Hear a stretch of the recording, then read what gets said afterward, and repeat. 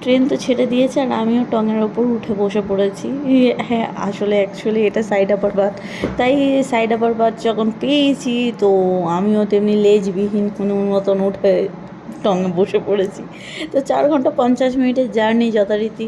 আর তার আগে থেকেই আমি উঠে ভাবলাম একটুখানি গেটের পাশে এসে দাঁড়াবো, বেশ সুন্দর যদি শট টট নেওয়া যায় ক্যামেরায়। কিন্তু ওই যে এই ব্যক্তিটি আগে থেকেই এসে জায়গা দখল করে দাঁড়িয়ে আছেন, তাই জন্য আর শটটা নিতে পারলাম না।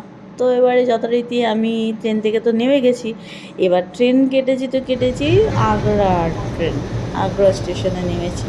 এবার আগ্রা স্টেশন থেকে কীভাবে কি মথুরায় পৌঁছাবো সেটারই এখন সন্ধান চলছে আর কি।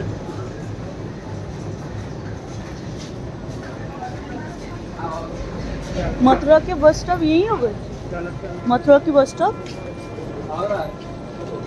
কিছু বোঝা গেল? বুঝতে পেরেছেন কি কিছু? আশা করছি বুঝতে পেরেছেন। আর প্রথমেই বললাম আমি আগ্রার স্টেশনে নেমেছি, তাই তো?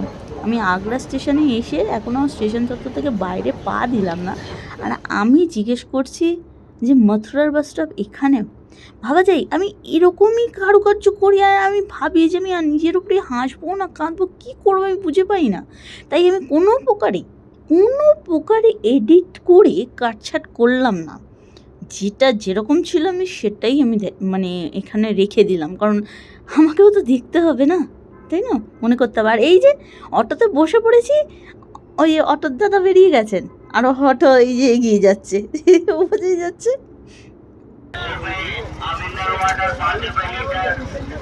गुस्सा मत हो भाई, लक्ष्मी जैसी सवारी बैठी है मेरे पास।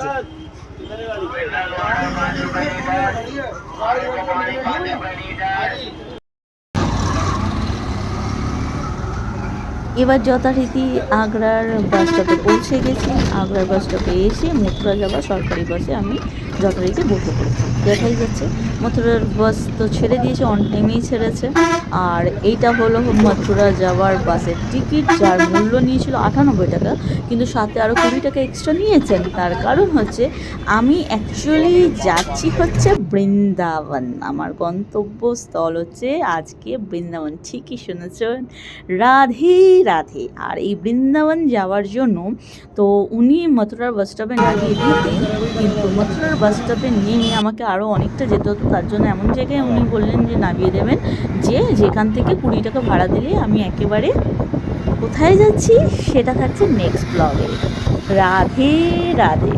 আমার ভিডিওটা দেখার জন্য সকলকে জানাই ভালোবেসে হরে কৃষ্ণ, রাধে রাধে।